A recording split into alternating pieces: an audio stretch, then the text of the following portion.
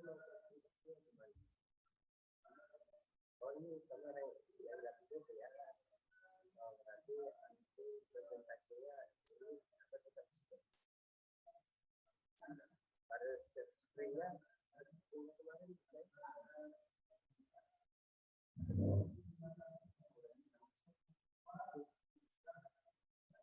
Assalamualaikum. Waalaikumsalam warahmatullahi wabarakatuh. Assalamualaikum. Waalaikumsalam warahmatullahi wabarakatuh, Pak. Dengar, Prof. Nih, mulai saja, kita mulai aja udah waktunya kan. Lalu moderator mempersiapkan, memimpin diskusi kita ini ya. Yang dimulai dengan presenter ya. Presenter pemakalah. Kemudian nanti setelah selesai presenter dengan jumlah waktu yang kita berikan, yang kita tentukan, kemudian dilanjutkan oleh pembanding utama ya. Setelah selesai pembanding utama, langsung presenter pemakalah memberikan tanggapan balik. Setelah itu selesai, dibukalah, dilanjutkan kepada pembanding bebas dengan membuka sesi pertama. Sesi pertama berikan waktu kepada 3 penanya. Setelah selesai dijawab oleh pemakalah nanti, kita jeda dengan saya akan memberikan penjelasan. Nanti kalau ada sisa waktu, kita lanjutkan sesi berikutnya. Oke? Silakan.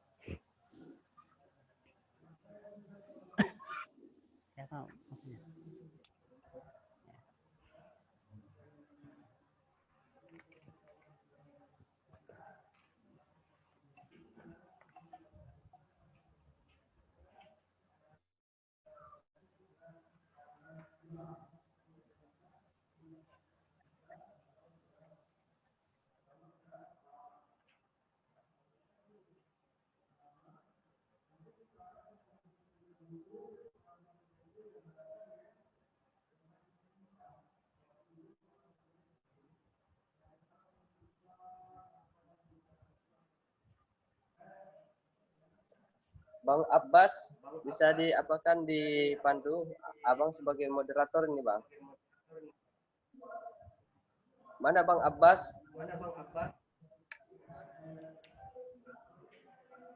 Bang Abbas Siregar.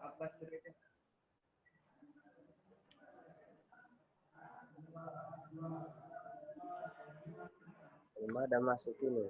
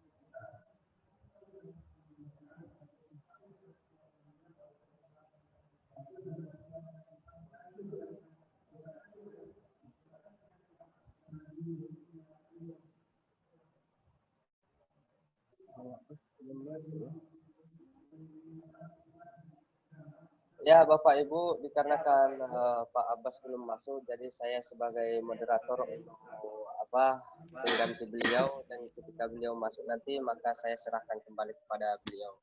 Jadi untuk pemakalan pada hari ini yaitu Pak Jamiat, dan yang berjudul konsep taklim dalam Al-Quran. Beliau sebagai pemakalah dan pembanding yaitu Ustadz Muhammad Solihin Pranoto. Jadi setelah sebagaimana yang disampaikan Prof tadi, Setelah presentasi makalah, maka ada pembanding. Setelah itu baru tanya jawab. Nah, sekarang kita persilakan kepada Pak Jamiat untuk mempresentasikan makalahnya. Silakan Pak. Baik, terima kasih kepada moderator. Assalamualaikum warahmatullahi wabarakatuh. Assalamualaikum warahmatullahi wabarakatuh. Innal hamdalillah wassalatu wassalamu ala Rasulillah wa ala alihi wa sahbihi wa mawala la haula wala quwata illa billah amma ba'd. Tentunya yang sama kita hormati Bapak dosen pembimbing Profesor Dr. Abdul Mukti MA yang berhadir pada kesempatan pagi menjelang siang, dan yang sama kita hormati tentunya Ibu Bapak, teman-teman seperjuangan di program doktor. Pada kesempatan yang berbahagia ini kita bersyukur kepada Allah Subhanahu wa taala atas limpahan rahmat, taufik serta hidayahnya sehingga kita dapat beraktivitas sesuai rutinitas kebutuhan kita masing-masing. Sholawat serta salam kita hadiahkan kepada baginda Rasulullah Sallallahu Alaihi Wasallam, yang mudah-mudahan dengan kita memperbanyak sholawat kepada Rasul, insya Allah kita akan mendapatkan syafaah di yaumil akhir kelak. Amin ya rabbal alamin. Baik, pada kesempatan yang berbahagia ini saya akan mempresentasikan makalah saya yang berjudul Konsep Taklim dalam Al-Quran. Definisi taklim menurut para ahli. Yang pertama, menurut Ibnu Manzur, bahwa taklim berarti memberi petunjuk kepada kebaikan dan kebenaran. Kemudian menurut Muhammad Rashid Ridho mendefinisikan bahwa taklim adalah proses transmisi berbagai ilmu, pengetahuan pada jiwa individu tanpa adanya batasan dan ketentuan tertentu. Sedangkan menurut Abdul Fattah Jalal memberikan pengertian al-ta'lim dengan proses pemberian pengetahuan, pemahaman, pengertian, tanggung jawab, dan penanaman amanah.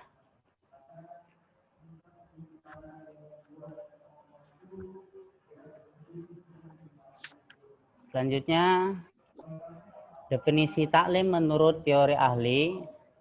Yang pertama, Syekh Muhammad An-Nakuf Al-Atas memberikan makna at-taklim dengan pengajaran tanpa adanya pengenalan secara mendasar. Namun apabila at-taklim disinonimkan dengan kata at-tarbiyah, maka kata at-taklim mempunyai makna pengenalan tempat segala sesuatu. Sedangkan yang kedua, Muhammad Atiyah Al-Abrasi memberikan pengertian at-taklim yang berbeda dengan pendapat-pendapat yang dikemukakan di atas. Beliau menyatakan bahwa at-taklim lebih khusus dibandingkan dengan at-tarbiyah, karena at-taklim hanya merupakan upaya menyiapkan individu dengan mengacu pada aspek-aspek tertentu saja. Sedangkan at-tarbiyah mencakup keseluruhan aspek-aspek pendidikan. Definisi taklim dalam Al-Quran. Taklim adalah proses pemberitahuan sesuatu. Taklim Rabbani adalah penyampaian sesuatu melalui wahyu atau ilham. Kemudian penyampaian materi di dalam taklim diiringi dengan penjelasan. Taklim bertujuan agar ilmu yang disampaikan bermanfaat. Taklim merupakan kegiatan yang dilakukan oleh mu'allim, tidak hanya sekedar penyampaian materi, melainkan disertai dengan penjelasan isi, makna, dan maksudnya.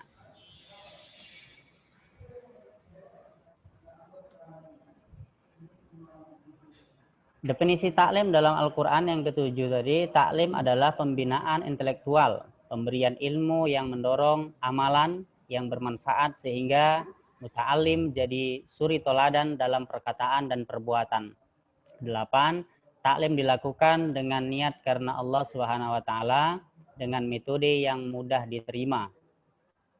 Kemudian selanjutnya yang ke-9 yakni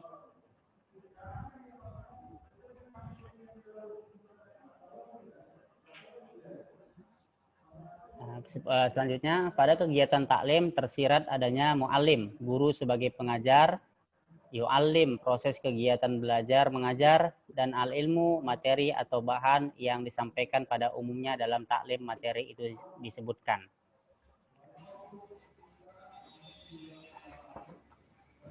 Kemudian definisi taklim selanjutnya, mu'alim yang sebenarnya secara mutlak adalah Allah Subhanahu wa taala, karena dia sebagai sumber ilmu dan dialah pemberi ilmu. Taklim terjadi pada diri manusia, juga terjadi pada binatang. Pada umumnya, taklim digunakan bagi manusia dewasa. Selanjutnya, mu'alim harus senantiasa meningkatkan diri dengan belajar dan membaca sehingga ia memperoleh banyak ilmu. Selanjutnya, mu'alim senantiasa berlaku baik, tidak suka menyiksa fisik, balas dendam, membenci, dan mencaci murid. Definisi kerangka konsep Al-Quran. Berkaitan dengan kata at-ta'lim dalam Al-Quran dipakai kata berupa fi'il dan isim. Kata yang berupa fi'il digunakan dalam dua bentuk. Fi'il madi disebut 25 kali dalam 25 ayat, ya, dalam 15 surat. Fi'il mudhari' disebut 16 kali dalam 16 ayat di 8 surat. Adapun term-term taklim dalam Al-Quran sudah sama kita dapat lihat. Quran Al-Baqarah 31, Quran Ar-Rahman 1-4, Quran surah At-Tariq 4-5, kemudian Quran surah Al-Maidah 100, Quran surah Al-Maidah 4, Quran surah Al-Baqarah 32, dan seterusnya ilal akhir sampai ke bawah. Itu mungkin purpin atau isi daripada makalah saya. Saya akhiri dengan sekian dan terima kasih. Saya ingin minta kepada Bapak Ibu untuk memberikan saran masukan yang positif agar menjadikan makalah ini lebih baik. Mungkin itu saja yang dapat saya sampaikan. Terima kasih. Saya kembalikan kepada moderator. Assalamualaikum warahmatullahi wabarakatuh. Waalaikumsalam. Ya, terima kasih kepada moderator, terima kasih kepada pemakalah yaitu Jamiat Subari yang telah mempresentasikan makalahnya pada hari ini. Jadi masuklah kita sesi ke pembanding wajib. Jadi kami persilakan Bapak Muhammad Solihin Pranoto untuk memberikan bimbingan atau masukan kepada makalah Jamiat tersebut. Silakan Pak. Baik, terima kasih pada Pak Safi'i selaku moderator. Yang sama kita hormati Bapak dosen pengampu tafsir Tarbawi dan pada Bapak Jamiat Subari yang telah menyampaikan makalahnya. Saya ingin menanyakan tentang taklim itu sasaran atau targetnya untuk siapa? Kemudian jika memang apakah dia hanya untuk muslim atau non muslim juga berlaku? Dan bagaimana esensi makna taklim tersebut serta mengaplikasikannya dalam keseharian. Begitu, Pak. Terima kasih.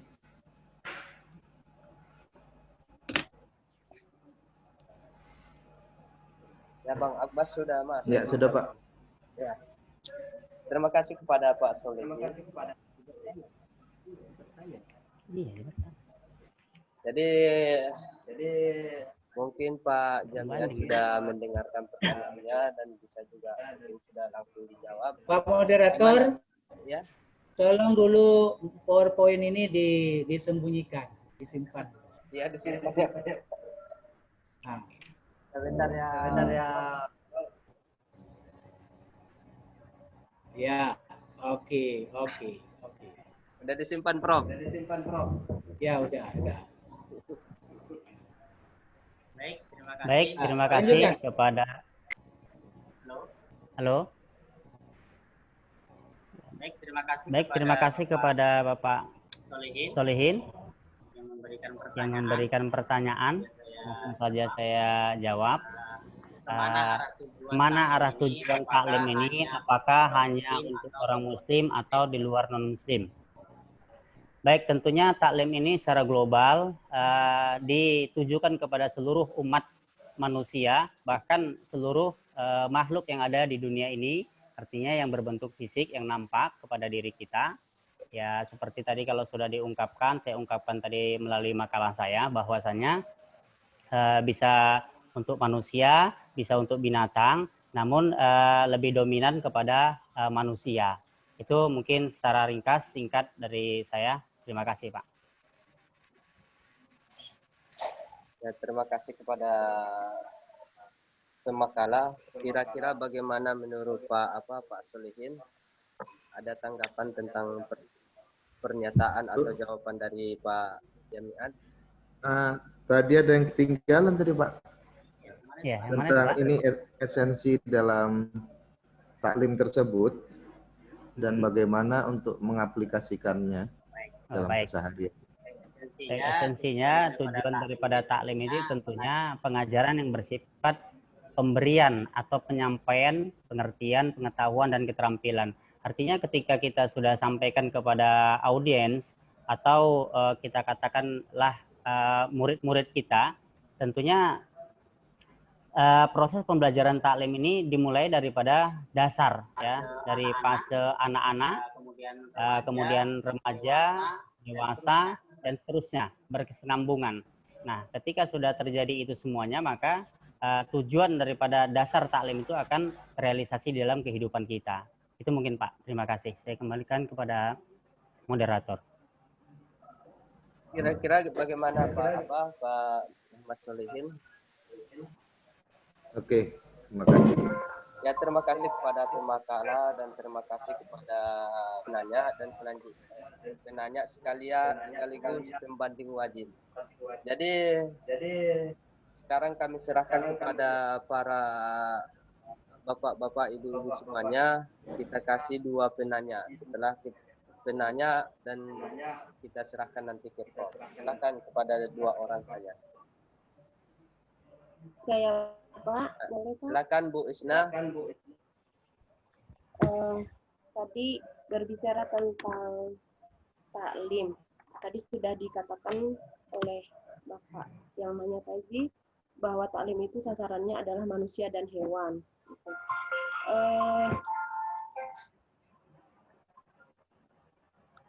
Yang dimaksudkan dari taklim ini untuk manusia itu kira-kira Pak, apa standar atau ukurannya bisa dikatakan bahwa hamba itu sudah termasuk orang yang taklim begitu? Apa ukurannya? Apa standarnya?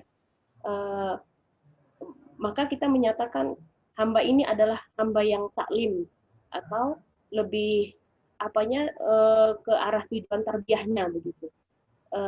Itu yang pertama. Terus apakah setiap hamba itu, manusia itu mendapatkan dengan kategori taklim itu sendiri, Pak? Baik, itu saja kami kembalikan kepada Bapak moderator.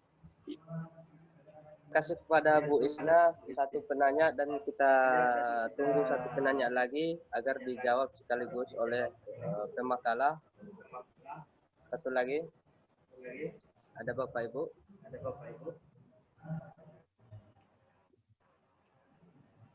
Halo Bapak Ibu semuanya. Jika tidak ada, biar kita lanjutkan ke jawaban pertanyaan tadi.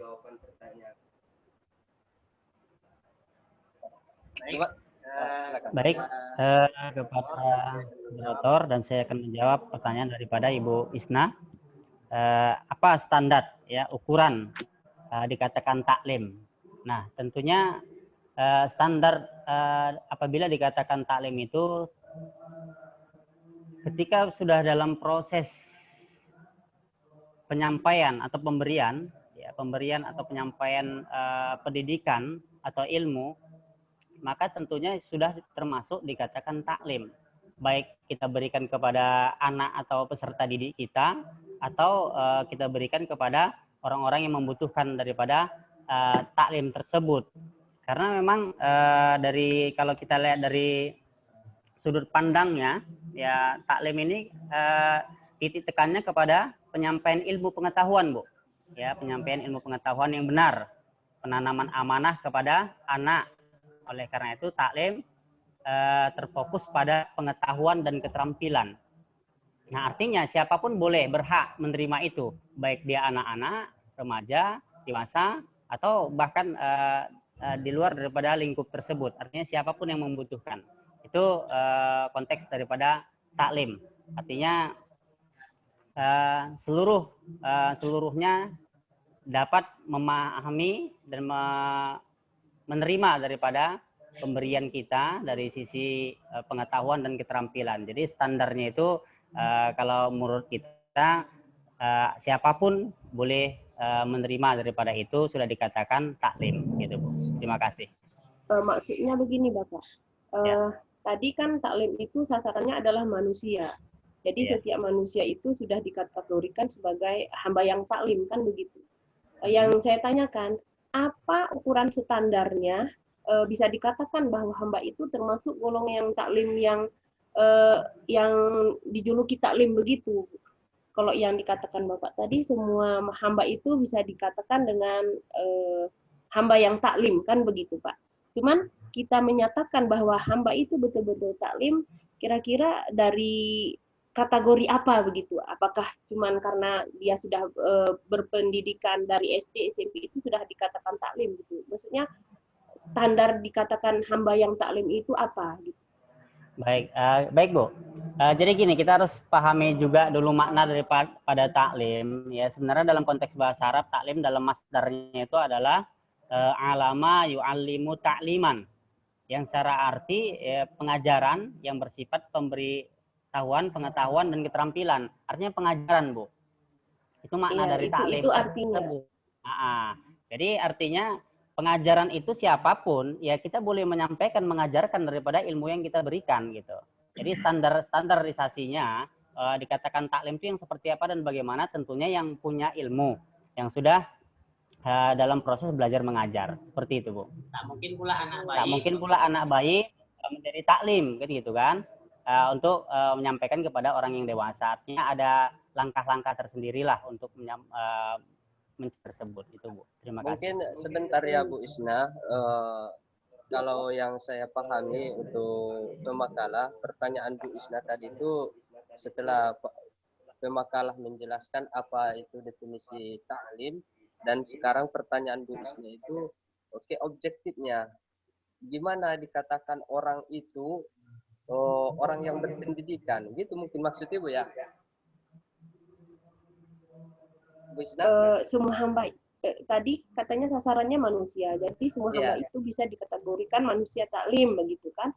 Apa ukurannya dikatakan bahwa betul manusia itu taklim? Apakah karena sudah mengajar maka dikatakan taklim, atau karena sudah belajar begitu maka dikatakan juga ukuran taklim begitu Pak?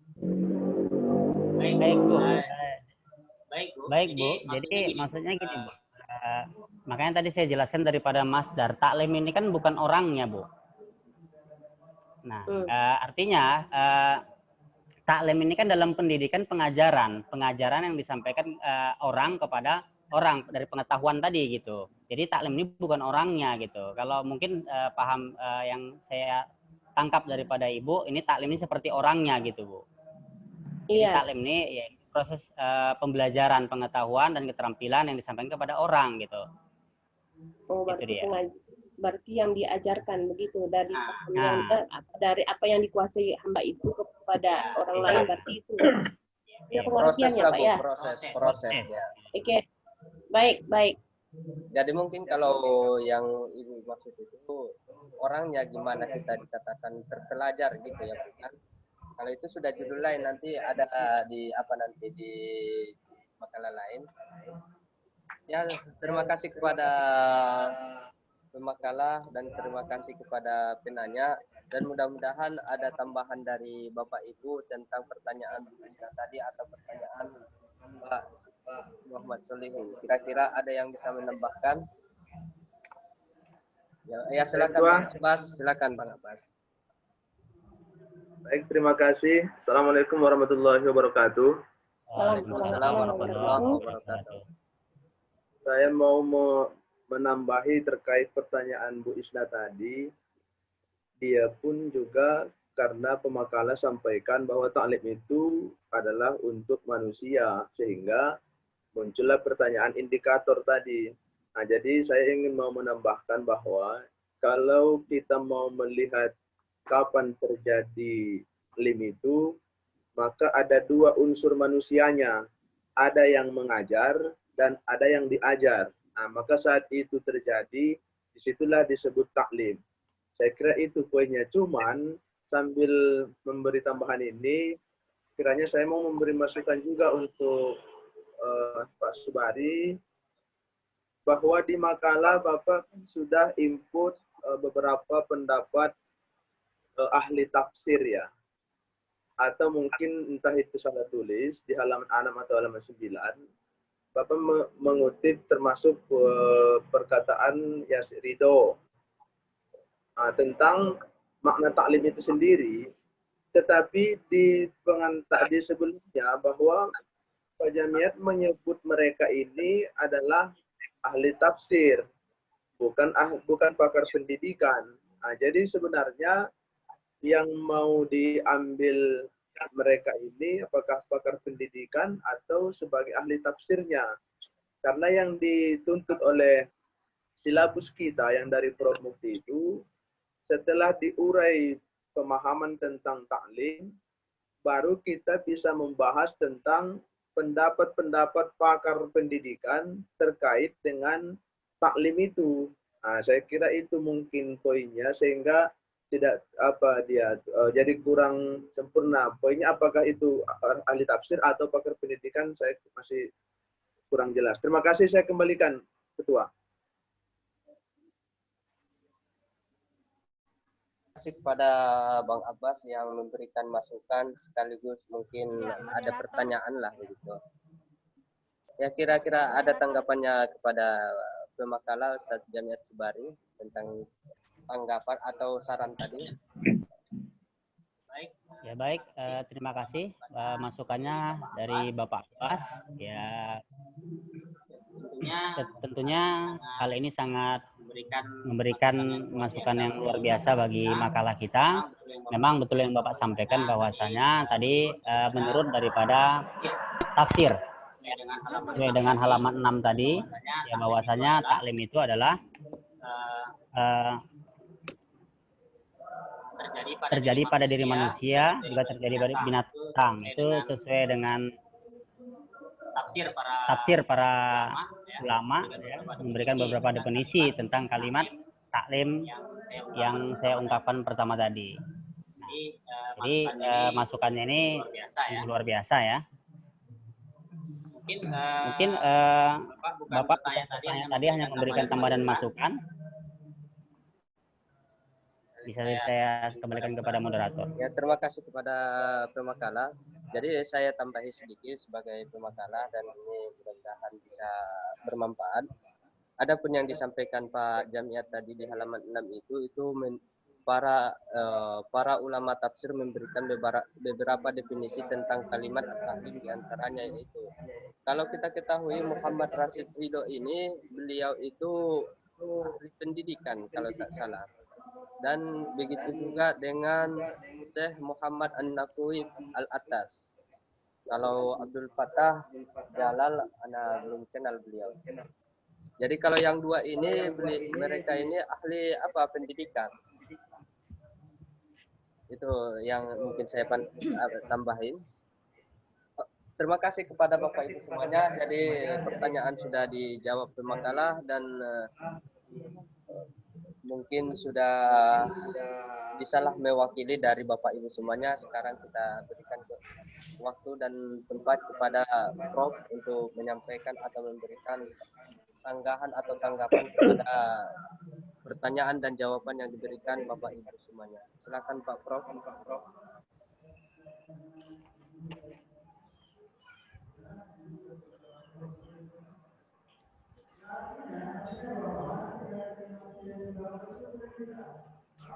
Baik, assalamualaikum warahmatullahi wabarakatuh. Waalaikumsalam warahmatullahi wabarakatuh. Saya mulai dulu dengan absen ya. Yang belum saya absen, Bahtiar sudah hadir belum? Bahtiar udah hadir, Pak. Kalau Hadir, sudah hadir. harus nampak wajahnya. Kalau tidak, saya anggap tidak hadir. Kemudian Zulfahmi ya Tuan. Zulfahmi Hadir, sudah Pak Prof. sudah ada. Hadir Pak Prof. Ya sudah hadir, nampak. Kemudian Isnawati, mana Isnawati? Belum hadir. Kemudian dua lagi yang belum hadir, Bahtiar sama Isnawati. Baik. Saya sudah mendengar jalannya seminar ya yang dipandu oleh Pak Ahmad Safi'i. Kemudian presenternya adalah Pak Zamian Subari. Kemudian pembanding utama tadi ya, pembanding utama tadi Pak Solihin. Kemudian lanjutkan penanding bebas Isnawati. Isnawati sudah hadir ya? Sudah Pak Prof. Hah? Bukan Isnawati. Isnawati belum nampak ya? Bu Isna buka kamera. Oh tadi sudah. Tadi itu Pak. Ya, jadi saya sudah mendengar ya. Jadi nampaknya diskusinya sudah bagus. Namun ada masukan dari saya. Baik, yang pertama kita mulai dulu dari term taklim. Taklim itu artinya pengajaran. Kalau sekarang namanya pembelajaran. Sama itu.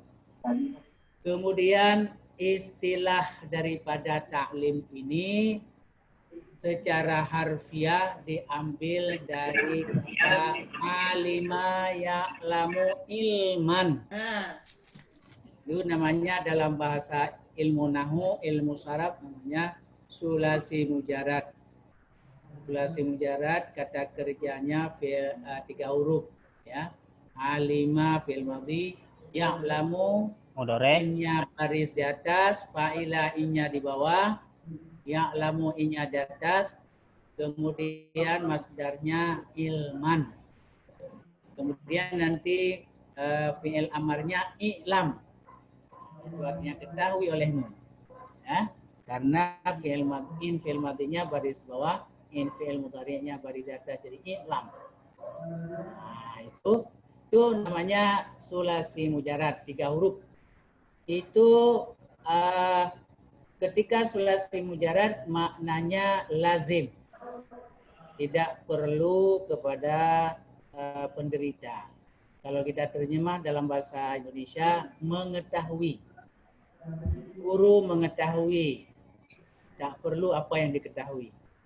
Guru mengetahui, murid mengetahui, tuh ya sudah cukup fi'il fa'il saja. Nah, kemudian dari kata fa'alima itu ditambah 1 huruf, yaitu ditambah in fi'il. Menjadilah dia 4 huruf fa'ala. Karena sama huruf yang ditambah, yang satu diikat, yang satu hidup, kemudian yang dimasihkan itu dimasukkan, diidghamkan kepada huruf yang mati. Menjadilah fa'ala yufa'ilu. Kalau ditulis, ketika ditulis nggak perlu i-nya double.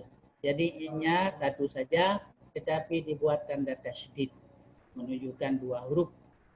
Sama seperti orang hamil, orang hamil ya. Orang hamil kelihatannya 1 orang, pada hakikatnya 2 orang. 2 orang. Nah, gitu ya. Nah, fa'ala yufa'ilu taf'ilan adaya. Jadi allama yu'allimu ta'liman. Nah, jadi masdarnya beda. Kalau tadi fa'ila yaf'alu alima ya'lamu ilman fi'lan. Sekarang fa'ala yufa'ilu taf'ilan. Maknanya berubah. Jadi ketika kita terjemahkan dalam bahasa Indonesia, tambah awalan me, akhiran kan, mengajarkan. Jadi sudah dia muta'addi, sudah transitif. Tidak perlu ada guru mengajarkan murid. Nah, ya, guru mengajarkan murid. Nah, itu. Jadi itu beda itu. Jadi sekarang kita gunakan ta'lim. Artinya pembelajaran. Transfer, kita artikan dulu transfer of knowledge. Transfer ilmu. Tetapi saudara, makna kata taklim hanya dikenal, tidak dikenal dalam kitab-kitab literatur Arab modern. Kata taklim tidak dikenal dalam literatur Arab klasik. Tidak pernah disebut-sebut di hanya dikenal dalam literatur klasik. Ya. Imam Syafi'i, Imam Ghazali, Ibnu Khaldun hanya pakai itu, ta'lim. Tidak pakai tarbiyah. Tarbiyah itu nanti abad modern. Ya. Nah. Jadi kata ta'lim ini sudah ada sejak zaman Nabi Adam. Nah, karena Tuhan mengatakan wa'allama Adamal. Nabi-nabi lain juga Tuhan mengatakan wa'allama Dauda ilman, ya kan? Bukan Nabi Adam saja. Jadi sudah cukup tua kata ta'lim ini. Sejak Nabi Adam, karena Nabi Adam diajarkan oleh Tuhan. Ya, karena sebagai manusia kalau bukan Tuhan yang mengajar siapa lagi? Ya kan? Nabi Muhammad juga diajar oleh Tuhan. Kata beliau, "Adabani Rabbi fa ahsana ta'dibi." Allah mengajari saya, karena itu baguslah adab saya. Jadi dua-dua Tuhan yang mengajar. Nggak ada manusia yang bisa mengajarkan Nabi. Kecuali kalau belajar, bolehlah Nabi diajarkan mengembala kambing. Itu pun sebelum jadi Rasul. Berniaga. Kalau sudah jadi Rasul, Tuhan yang mengajari. Ya, nah, itu bedanya. Jadi pengajaran itu tidak digunakan kepada hewan. Ada, itu salah itu Pak Muhammad Salih. Ya. Hewan itu cukup saja naluri. Nah, bagaimana burung maya bisa membuat sarang begitu hebat, kokoh lagi, susah kita merobeknya. Tapi tidak pernah berkembang sejak dia diciptakan Tuhan sampai sekarang gitu-gitu aja itu. Ya, pintunya ke bawah, ya, bergantung dari pokok-pokok kayu, ya, nggak pernah. Mungkin anjing yang bisa diajar, ya, diajar menangkap berburu, itu pun karena pembiasaan ya. Tapi dalam makna sesungguhnya tidak. Begitu juga hewan-hewan yang lainnya membuat sarangnya, ya kan? Nah, itu begitu juga mereka mau memelihara, meneruskan keturunannya, ya kan? Memelihara anak-anaknya, itu semuanya itu naluri, ya. Sedangkan hewan juga mau sayang sama anaknya, mendidik anaknya, apalagi manusia. Kalau ada manusia nggak sayang sama anaknya, kelewatan lah itu. Ada guru nggak sayang sama muridnya, kelewatan sekali lagi. Makanya perlu terjadi kekerasan dalam rumah tangga, memukul anak, itu bahaya sekali. Berpengaruhnya. Ini ada satu riwayat saya baca, itu yang membantai orang Yahudi di Jerman, 3 juta orang. Siapa namanya? Kaiser Jerman. Lupa saya. Ya. Rupanya dia di waktu kecil sering mengalami kekerasan yang dilakukan oleh orang tuanya, ayahnya. Disepak, ditendang, segala macam. Baru dia setelah besar dia tahu bahwa ayahnya itu hasil hubungan gelap neneknya dengan seorang Yahudi. Berarti dia dari keturunan ayahnya Yahudi. Berarti sejak kecil dia sudah image-nya orang Yahudi nggak baik. Ya, orang Yahudi tidak baik. Ya, suka memukul, suka. Maka dia balas dendam. Ketika dia jadi kaisar Jerman, dia balas dendam. Dihabisin orang-orang Yahudi itu 3 juta orang. Nah itu makanya kekerasan tidak boleh. Orang tua juga kalau melakukan kekerasan terhadap anak kecil nanti dibalas. Mau diurus kalau sudah tua dia. Baik. Nah, kemudian saudara, jadi kalau manusia itu naluri bukan pendidikan. Dan itu tidak berkembang. Tapi kalau manusia pendidikan itu dinamis berkembang. Ya, dari sejak Nabi yang telah meletakkan dasar-dasar pendidikan berkembang. Dulu sekolah di zaman Nabi Darul Arkam, sekarang sudah UIN, Universitas Islam Negeri. Setelah 15 abad berkembang, ya. Nah, itu. Kemudian yang kedua, saudara, di dalam Al-Qur'an selain kata ta'lim, ada kata qara'a yaqra'u iqra'. Jadi jadi kemarin saya sudah katakan mungkin, jadi secara yuridis formal ayat Al-Quran wahyu ajaran Islam itu mengenai pendidikan. Baru 40 hari kemudian turun ayat Al-Mudaththir kum fa'anzir. Baru Nabi berdakwah. Jadi duluan dakwah, duluan pendidikan daripada dakwah.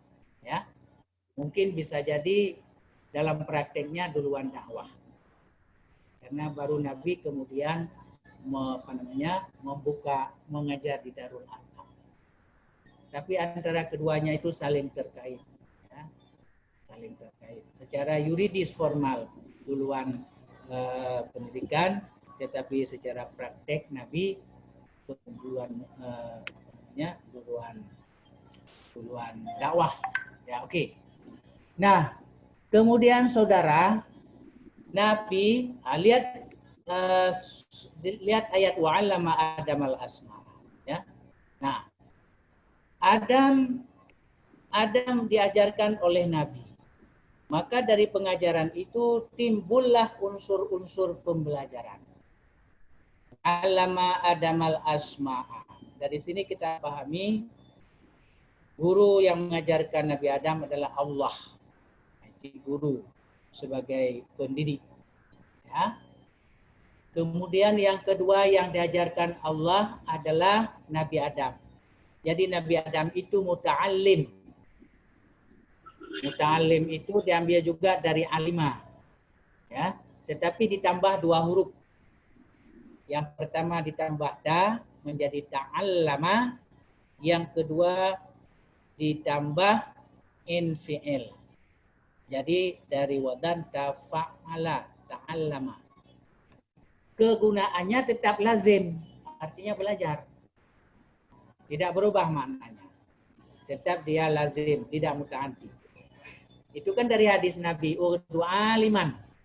Jadilah kamu guru. Au muta'alliman, atau menjadi murid. Ya. Jadi di sini muta'allim. Murid muta'allim. Guru mu'allim.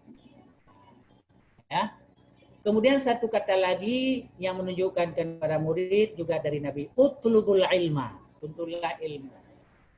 Fariidatun ala kulli muslim. Dari kata diambil, talib itu pelajar tingkat tinggi, mahasiswa lah. Jadi mahasiswa dalam bahasa Arab talib. Kalau mutalim misalnya untuk tingkat rendah, ya, madrasah. Ada lagi tilmis, ini lebih rendah lagi, itu madrasah ibtidaiyah itu. Jadi utlub, Imam Ghazali memanggil murid-murid madrasah Nizamiyah Baghdad oleh ratusan murid beliau. Ada 300 orang murid-muridnya Imam Ghazali di madrasah Nizamiyah Baghdad. Jadi beliau memanggil talib. Gurunya Imam Al-Juwaini tidak menggunakan talib, tidak menggunakan muta'alim tapi menggunakan faqih. Faqih. Beliau memanggil faqih. Al-Ghazali itu dipanggil oleh gurunya faqih, ya faqih. Faqih artinya orang yang belajar hukum. Karena di Madrasah Nizamiyah itu banyak diajarkan Islam, ya. Nah, itu. Sudah. Yang ketiga adalah adanya kurikulum. Yang diajarkan itu mesti ada kurikulum. Ya, di dalam ayat tadi kurikulumnya apa? Asma'a. Allah mengajarkan Adam nama-nama. Menurut nanti Anda baca di dalam tafsir, nama-nama itu apa maksudnya? Apa nama hewan, apa nama tumbuh-tumbuhan. Nah, ya, nanti baca itu. Itu kurikulum, nama-nama itu yang diajarkan Tuhan kepada Nabi Adam. Ya. Nah, yang keempat mesti metode. Metode yang digunakan dalam pembelajaran itu perlu metode. Lalu metode apa yang digunakan kepada Nabi Adam? Nah, tentu saja metode ceramah. Allah menyebutkan nama-nama pohon kepada Nabi Adam. Dengan demikian Nabi Adam sudah mempunyai pengetahuan ilmu tentang nama-nama itu. Ya, nah, metode ceramah lah, memberitahukanlah. Nah, kemudian yang keenam fasilitas. Nah, fasilitas yang digunakan ya itu ya namanya di dalam surga, ya, di tempat Nabi Adam mulai. Dan yang lebih penting adalah adanya tujuan. Apa tujuan Allah mengajarkan Nabi Adam itu? Supaya Nabi Adam mengenal lingkungannya itu. Nah, itu kan lingkungan beliau yang ada di situ, apa namanya, benda-benda, mungkin manusia, mungkin hewan, harus mengenal lingkungan. Jadi dari kata alama timbullah sistem pengajaran. Ya, sistem pengajaran. Saya ulangi, yang pertama tujuan yaitu mengenalkan nama-nama. Yang kedua pendidik yaitu Allah, muallim. Kemudian murid yaitu Nabi Adam, muta'allim. Kemudian yang ketiga adanya kurikulum yaitu nama-nama itu. Yang keempat yaitu ada metode. Nah, Allah menjelaskan, menyebutkan nama-nama itu kepada Nabi Adam. Dan yang keenam adalah ada fasilitas dan sarana, yaitu tempat di mana Nabi Adam tinggal. Nah, itu. Tapi kita nggak tahu apa Nabi Adam itu berhadapan muka dengan bertemu langsung dengan Allah. Tetapi menurut sejarah hanya Nabi Muhammad yang bertemu langsung dengan Allah. Yang lain-lainnya tidak. Nanti dari akhirat baru ketemu. Bukan saja Nabi, malah kalau hamba-hambanya yang salih juga bisa. Kan? Mudah-mudahan kita ambil salih. Nah, jadi sudah terbentuk sistem pendidikan itu, ya. Nah, sudah terbentuk pendidikan taklim, majelis apa namanya. Makanya saudara, kemudian saya lanjutkan. Itu yang muridnya, yang gurunya Allah. Sekarang coba Anda sebutkan yang alama. Term alama yang muridnya manusia dan gurunya manusia. Apa Pak Zaniat? Apa Anda sudah membahas taklim yang gurunya manusia, yang muridnya juga manusia? Nah, coba. Nah, ini harus, jangan yang gurunya Tuhan saja. Siapa kira-kira? Di dalam Al-Quran lah ya. Ya baik, kalau belum dapat saya kasih tahu aja. Nabi Musa disuruh Tuhan belajar kepada Nabi Khidir. Ketika jumpa Nabi Khidir, Nabi Musa berkata, hal attabi'uka an tu'allimani ma'ulimta rusyda. Nabi Musa berkata kepada Khidir, bolehkah saya ikut Tuhan? Hal attabi'uka litu'allimani, supaya Tuhan mengajari saya. Ya. An tu'allimani mimma 'ullimta rusyda.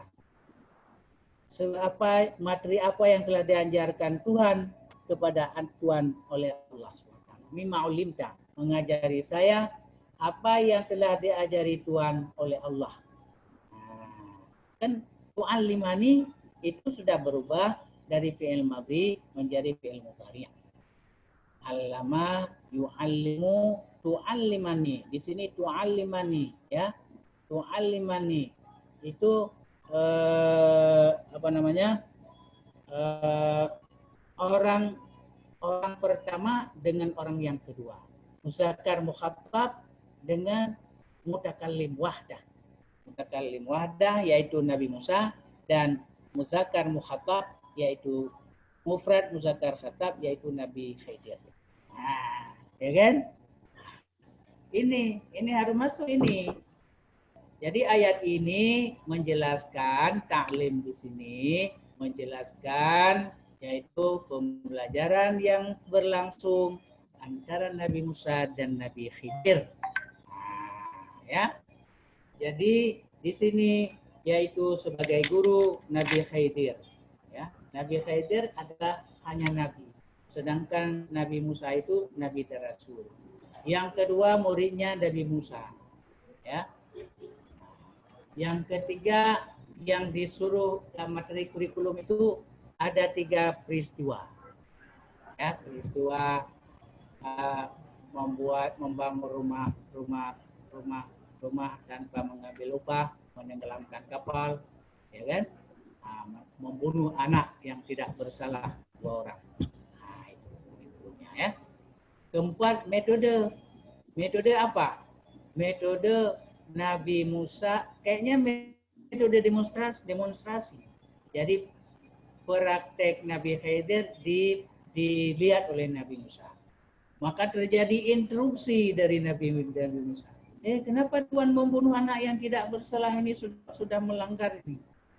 Nah, tapi kan ada syarat antara Nabi yang dibawa oleh Nabi Khidir kepada Nabi Musa. Oleh Tuhan, bagaimana Tuhan belajar dengan saya? Tuhan tidak bisa sabar, orangnya tidak bisa sabar. Insya Allah, insya Allah saya akan sabar. Disinilah mulai munculnya kata-kata insya Allah. Insya Allahu minal ma'as sabirin. Kan? Jadi bahasa insya Allah sudah masuk sekali dipakai. Nah, oke lah kalau gitu. Jadi metode kayaknya metode demonstrasi, ya. Kemudian berikutnya, sudah metode, kemudian fasilitas itu mungkin terjadi di suatu tempat, ya. Nah, jadi jadi 2 ayat ini yang satu tadi allama, di sini tu'allimani fi'il mudhari'nya, ya.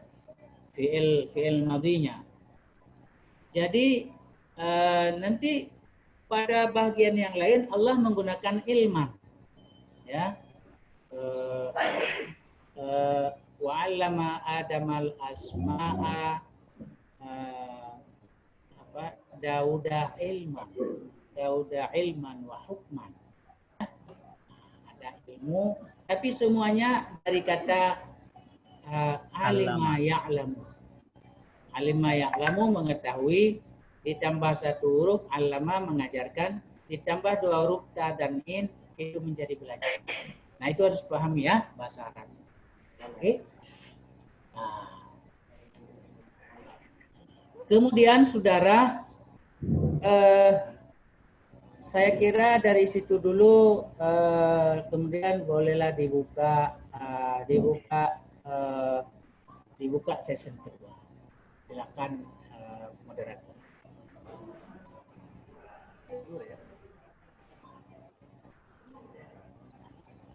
Oke, terima kasih kepada Rob yang telah menambahi dan memberikan pengarahan kepada kita semuanya, dan alhamdulillah masya Allah bermanfaat sekali. Jadi kami buka sesi kedua sebagaimana yang disampaikan Prof. Kita kasih untuk 1 penanya kepada Bapak Ibu. Siapa yang bertanya kami persilahkan Bapak Ibu. Bertanya boleh, dan kritik dan saran pun boleh. Silakan Bapak Ibu.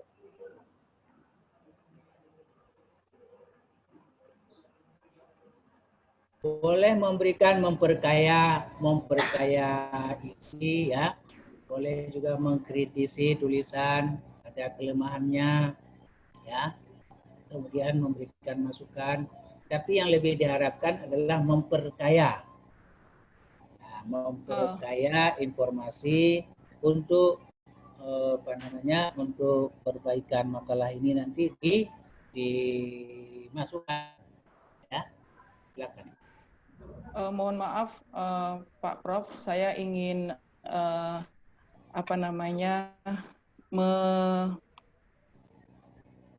menanyakan terkait tentang kalau di pembelajaran, di teori pembelajaran itu ada kita dengar, ada kita ketahui tentang teori classical conditioning, Prof. Dan classical conditioning ini dimulai dari teori Pavlov yang itu dieksperimenkan melalui binatang, Prof. Lalu kalau kita kaitkan dengan yang Prof sampaikan tadi, itu sepertinya tidak nyambung ataupun tidak sedikit bertentangan dia, Prof. Itu bagaimana, Prof? Oh, begini. Pembelajaran itu, saudara, dinamis. Iya, Prof. Ini kan ceritanya klasik. Ya. Ketika pendidikan, karena pendidikan itu pendidikan Islam, ya kan? Pendidikan itu yang dimulai pendidikan Islam sejak Nabi Muhammad. Jadi pendidikan itu dinamis. Jadi sistemnya itu berkembang. Apakah tujuannya? Apakah guru? Apakah pendidik? Apakah kurikulum? Apakah metode, apakah fasilitas. Jadi berkembang itu. Jadi berkembang itu sesuai dengan perkembangan masyarakat. Ya, perkembangan masyarakat itu berkembang ya. Yang paling maju perkembangan peradaban itu adalah di abad modern. Sejak bangkitnya Eropa industri modern, ya, munculnya juga perubahan dalam sistem pendidikan di sana itu, termasuk dalam pembelajaran, termasuk dalam fasilitas. Sekarang kemudian pandangan-pandangan tentang pendidikan. Kalau dulu itu pendidikan itu sangat berpusat pada guru, ya kan? Gurulah segala-galanya yang membuat kurikulum, gurulah yang mengatur semua, ya. Kemudian pandangan itu kita kenal kemudian di Barat, ya. Di Barat maka muncullah pandangan pendidikan itu ditentukan oleh nativis, bawaan, ya kan? Kemudian timbullah pendidikan itu sangat ditentukan oleh lingkungan, guru. Anak itu sangat ditentukan oleh guru, ya. Guru itu ibaratnya seperti kertas putih, tabula rasa, tidak bertuliskan apa-apa, ya. Kemudian gurulah yang membentuk daripada kepribadian anak-anak. Kemudian muncul lagi di Barat itu pendidikan dari pakar-pakar psikologi, ya. Timbullah psikologi dari Barat. Nah, itu berkembang.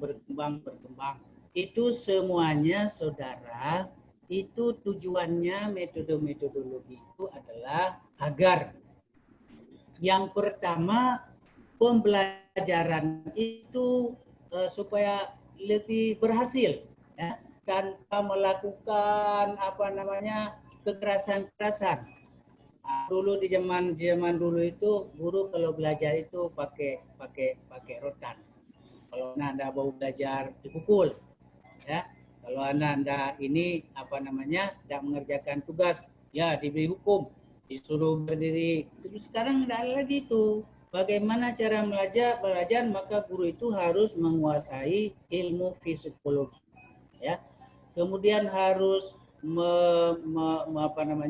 mempelajari ilmu pendidikan, ya. Nah, coba itu Nabi sudah meletakkan dasar-dasar itu. Anak itu nggak boleh dipukul. Nah, itu kan. Anak itu kalaupun dipukul dia harus dengan cara yang tidak merusak fisik. Nah, kemudian cara-cara ini disambut, dikembangkan di barat rupanya, bukan di dalam Islam, ya. Nah, bukan di dalam Islam. Kemudian bagaimana sekarang muncul lagi metode, paling banyak metode supaya siswa itu meningkat hasil belajarnya. Ya, dibuatlah tindakan kelas macam-macam.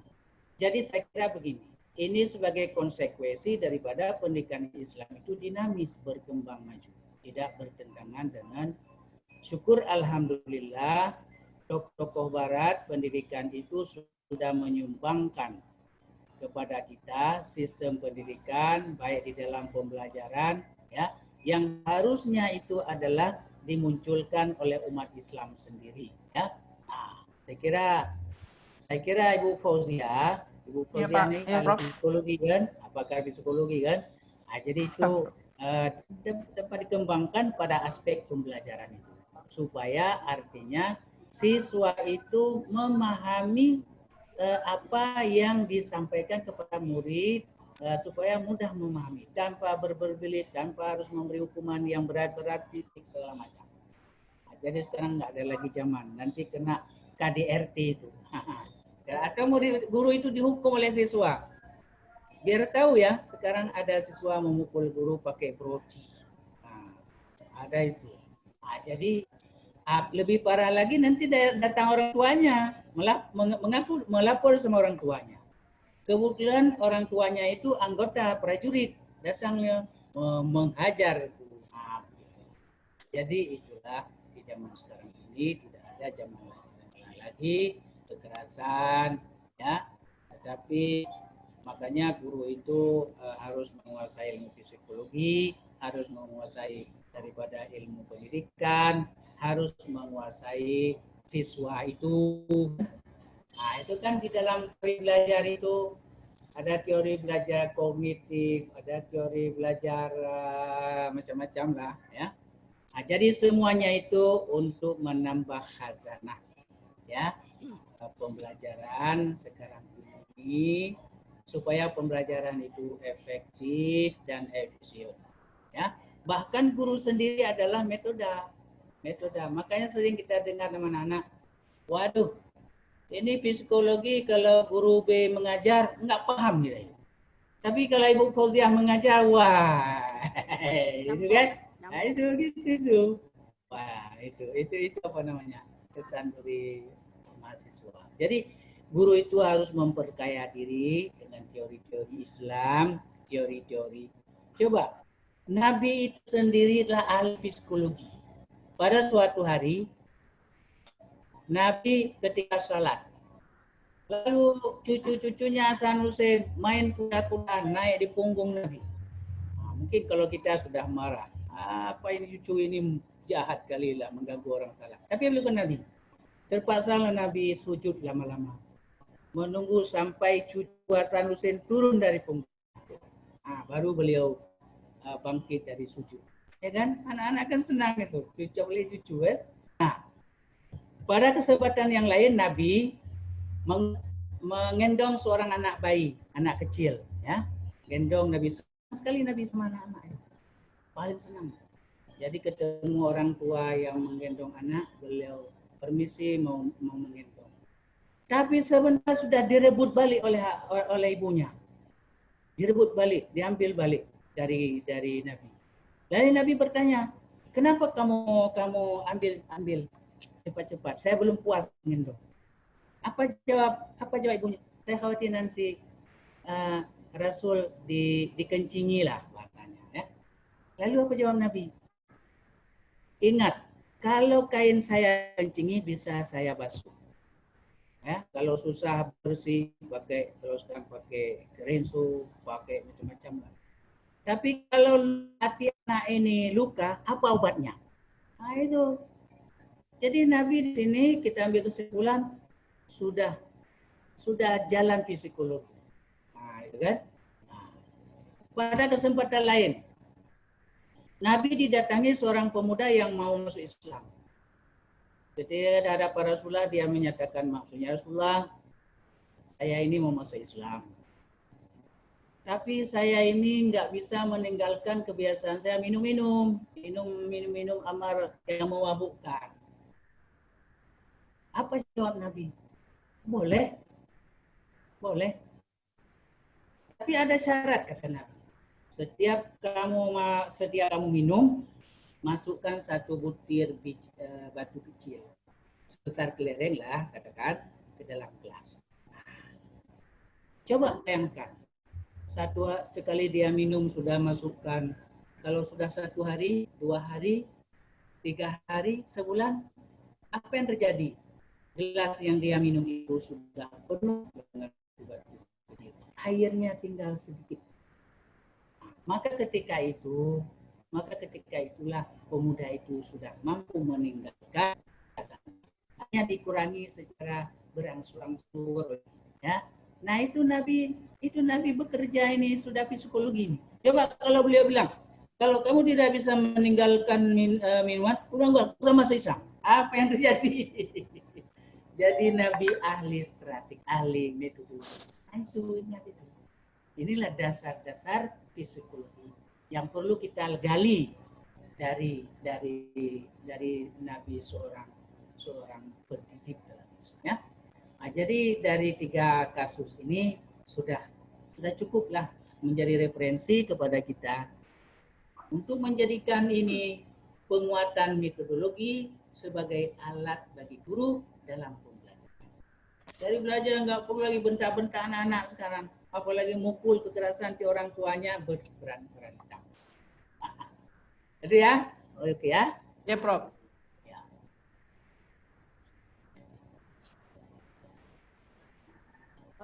Pak. Ya, silakan Bu Non. Ada lagi yang lain, silakan. Bu, siapa tadi? Tanyakan sedikit ya, mau saya tanyakan tentang taklim tadi, Pak. Ya, itu kan tadi kan diartikan dengan Zarina. Iya, Nun ya, Pak. Jairina, Pak. Zairina. Iya, Oke, silakan. Ya, masalah taklim tadi, Pak, ya, diartikan dengan pengajaran tadi. Untuk konsep pendidikan sekarang itu kan pengajar kan dibedakan dengan pendidik, ya. Nah, pengajar itu adalah orang yang mentransfer ilmu. Nah, kalau pendidik itu tidak hanya sekedar mentransfer ilmu, tapi dia juga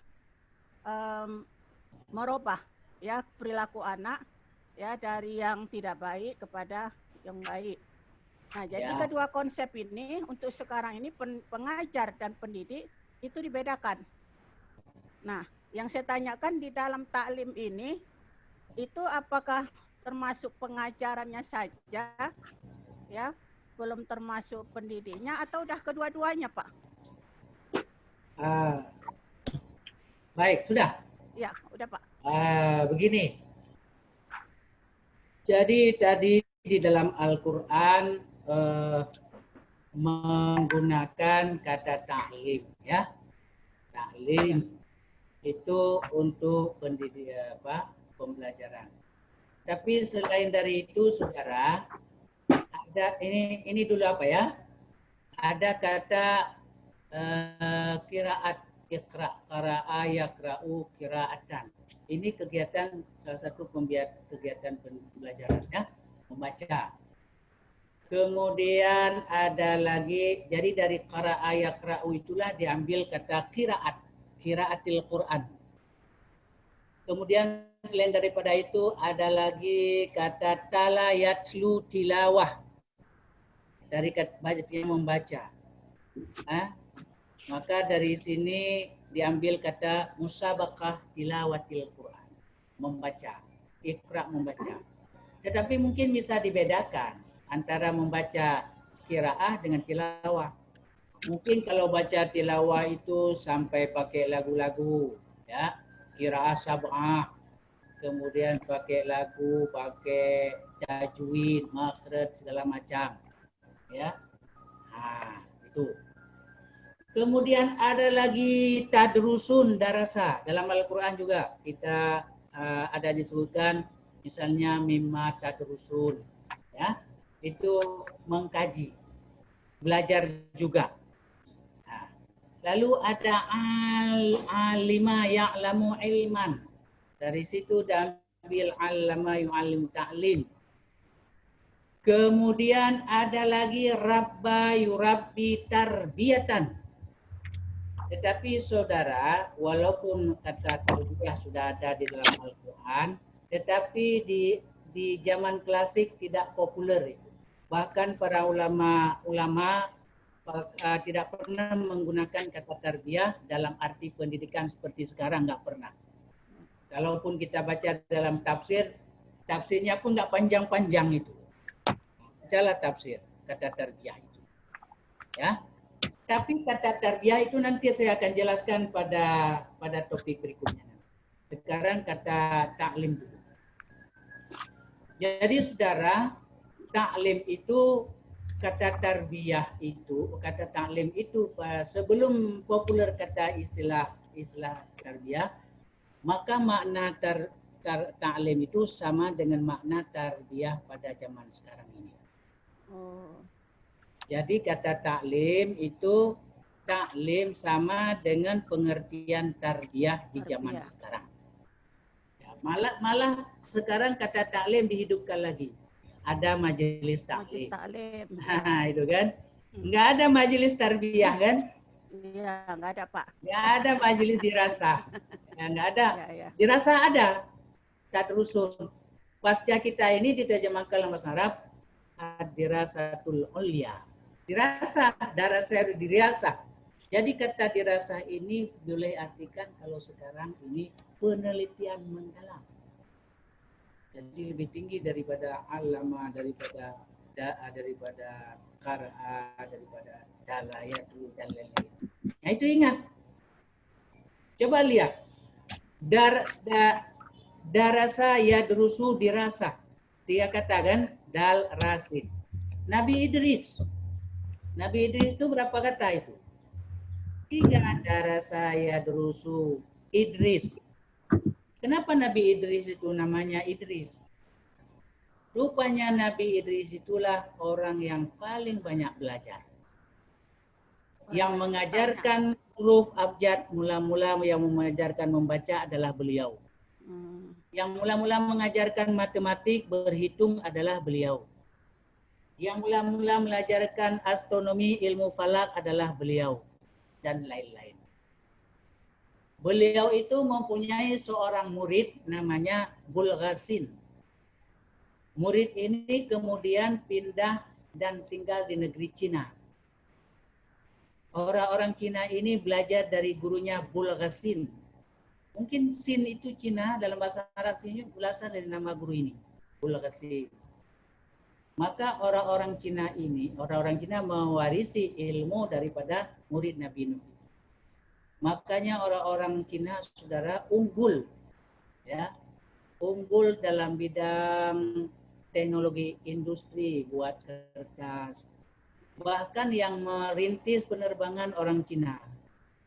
Kemudian orang Cina yang membuat jam, orang Cina yang membuat kompas, orang Cina yang membuat mesiu. Ini mungkin semuanya dari murid Nabi Nuh, merujuk ke sana. Ya, nah, makanya ketika Nabi datang, Nabi suruh belajar ke negeri Cina. Iya. Nah, walaupun hadis ini memang hadis ini dhaif sekali. Saya sudah takhrij. Saya baca di dalam kitab Imam Al-Baihaqi. Namanya Syu'abul Iman jilid 1 halaman 47. Tetapi Nabi Muhammad yang kemudian suruh belajar ke negeri Cina nyambung dengan Nabi Idris. Ya, tempatnya itu di negeri Cina. Nah itu, walaupun tapi ada hadis lain yang memperkuat ini, yaitu Nabi Muhammad, Nabi SAW menyuruh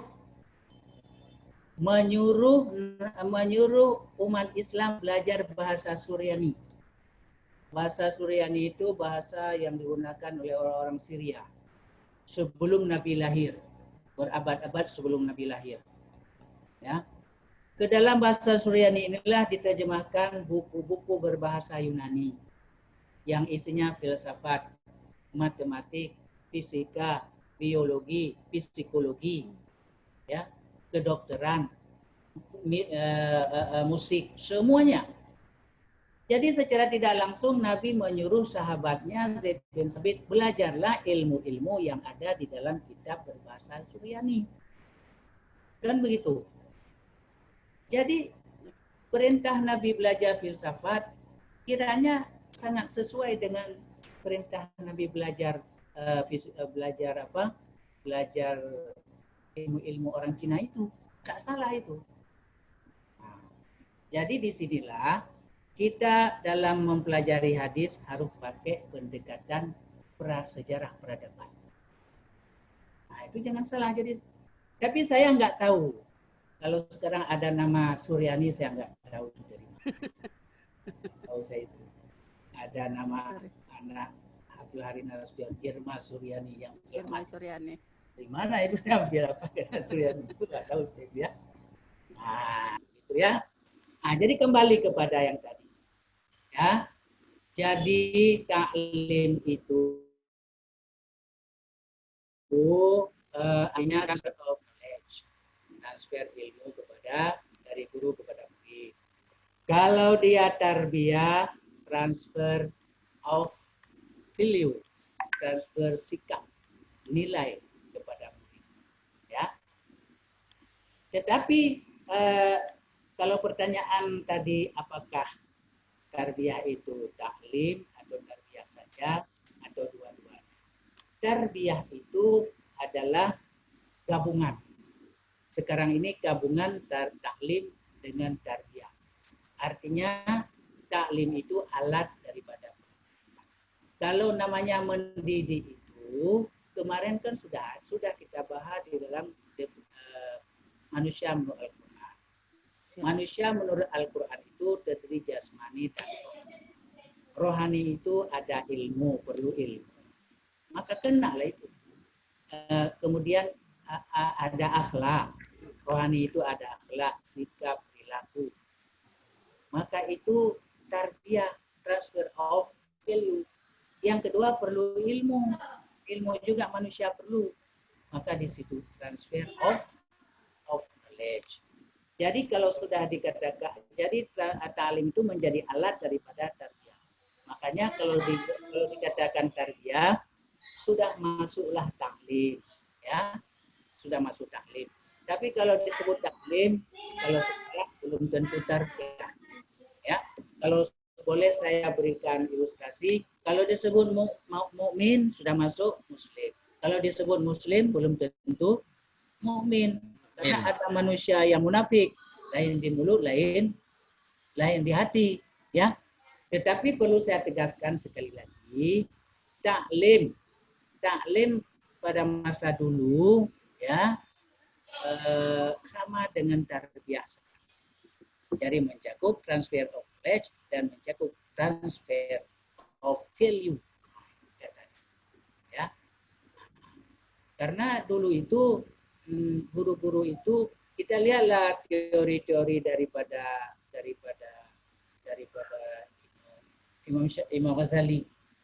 Kan salah satu nasihat beliau kepada guru harus mencintai murid seperti anaknya. Ya. Nah, harus. Guru harus memberikan kepada murid ilmu dengan cara yang lemah lembut. Tidak boleh kekerasan. Karena kalau memberikan ilmu kekerasan itu akan membuat hati anak itu mati. Nah, kan? Itu kan bekerja dari sisi psikologi kan? Iya, psikologi. Itu sudah pendidikan. Nah, kemudian harus mengajari anak bagaimana mensucikan jiwa. Ya, tazkiyatun nafs. Nah, itu aspek pendidikan. Itu menyatu dalam pembelajaran. Karena apalagi pada masa itu dialami oleh Al-Ghazali sendiri karena beliau tinggal di asrama. Ya. di asrama itu ada guru yang membina. Nah, jadi sudah dari segi prakteknya kita lihat dalam sejarah taklim dan tarbiyah, begitu ya. Jadi itu ya Pak Ibu, siapa tadi yang menanyakan? Pak Nur Zairin ya? Iya Pak, makasih banyak Pak. Ya. Kemudian satu lagi. Ya Pak. Makanya sekarang saudara ini gabungan sekarang. Mau kembali ke zaman dulu bikin nama Majelis Taklim. Ya, Majelis Taklim. Di situ hanya menekankan apa? Menekankan ilmu saja. Datang Ustaz menjelaskan tentang sesuatu pokok masalah agama kan. Ya, habis Pak. Itu pulang. Ya tidak sempat itu Majelis Taklim kan. Tetapi kalau kata adab tadi tidak ada itu. Dalam Al-Quran nggak ada kata adab.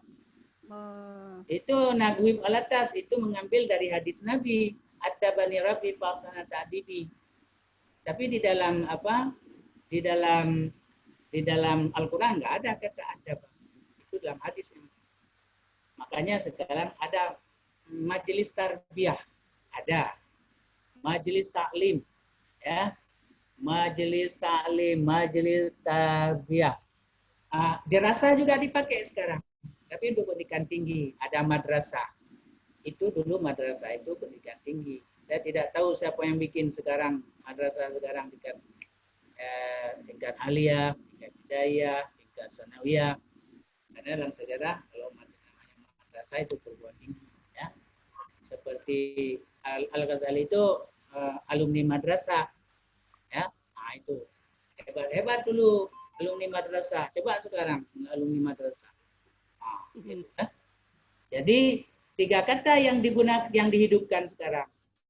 Kata taklim pada majelis taklim, kata darsan pada pasca sarjana, tarbiyah juga kayaknya kurang juga ya. Nah, gitu. Karena tarbiyah sudah menjadi satu disiplin ilmu, ya kan? Nah, tapi majelis takdim nggak ada itu. Ya. Jadi saya kira ini sudah jam. Bapak Ibu Nur Zairini ya. Iya Pak. Saya kira ini. Saya ini ada mau minta izin ya karena ada acara ya. Jadi saya kira dilanjutkan aja lah diskusi ini di bawah apa? Moderator ya. Nanti mungkin kalau ada masalah yang belum terpecah boleh ke depan kita buka lagi lah ya.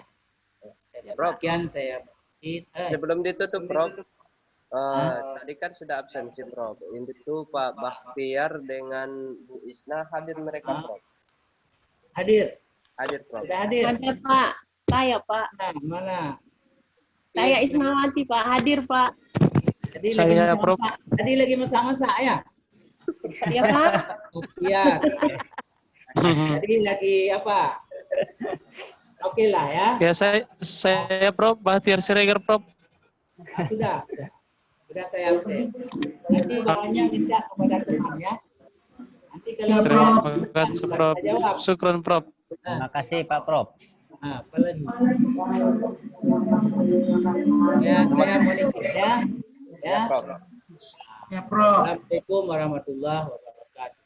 Waalaikumsalam warahmatullahi wabarakatuh. Terima kasih kepada Prof yang telah memberikan tambahan kepada kita. Beliau sudah terima kasih kepada Bapak Ibu. Ketawa dia ini. Ya, sekarang kita persilakan kepada makalah untuk menutup pertemuan kita pada hari ini. Silakan Pak makalah. Baik, terima kasih kepada moderator Al-Ustadz Muhammad Syafi'i Harhab yang luar biasa memandu acara kita pada siang yang berbahagia ini. Tentunya masukan dari Bapak Ibu seluruhnya untuk lebih baik makalah saya akan saya masukkan di dalam agenda saya, dan mungkin sampai di sini yang dapat saya sampaikan. Kalau ada kata-kata saya yang kasar Mohon maaf karena saya makhluk kasar bukan makhluk halus. Kalau ada kata-kata saya yang kurang sempurna, maafkan saya karena saya manusia biasa bukan makhluk luar angkasa. Saya akhiri dengan wabillahi taufik wal hidayah. Assalamualaikum warahmatullahi wabarakatuh. Waalaikumsalam warahmatullahi wabarakatuh. Pak Jamian. Ya, Bu. Yang pasti lebih kasar saya daripada Pak Jamian. Pak Jamian lebih halus daripada saya. Ya kan, iya, Bu? betul. Halalan thayyiban. Karena kasarnya menyamping. Itulah Kak, tandanya kakak udah guru besar, cikgu besar. Kalau kami masih cikgu kecil. Amin. Betul itu, Pak.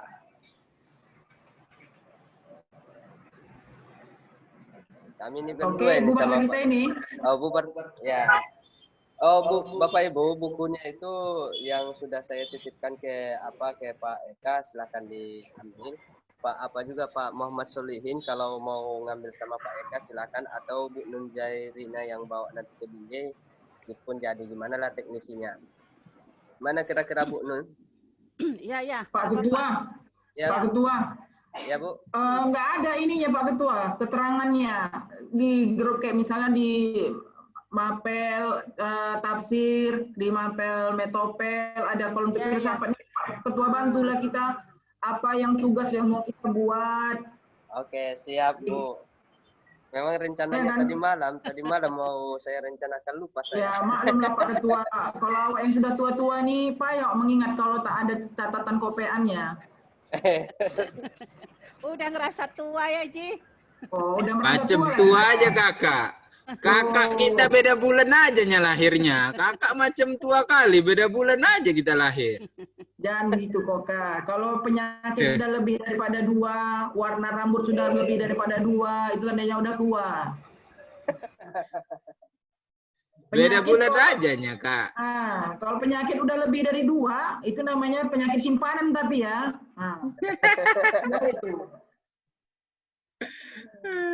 Oke lah Bapak Ibu, nanti insya Allah saya buat mapel untuk filsafat pendidikan Islam, dan di situ kita diskusikan khusus untuk filsafat, dan kita saja di dalamnya, nggak usah kita masukkan dosen, dikarenakan beliau pun sudah menyerahkan ke kita kan gitu dia. Nanti kita canda-canda pula di situ, nggak seru nanti sama dia kan. Oke. Ya, terima kasih kepada Bapak Ibu semuanya. Subhanakallahumma wa bihamdika asyhadu an la ilaha illa anta astaghfiruka wa atubu ilaik. Assalamualaikum warahmatullahi wabarakatuh. Waalaikumsalam warahmatullahi wabarakatuh.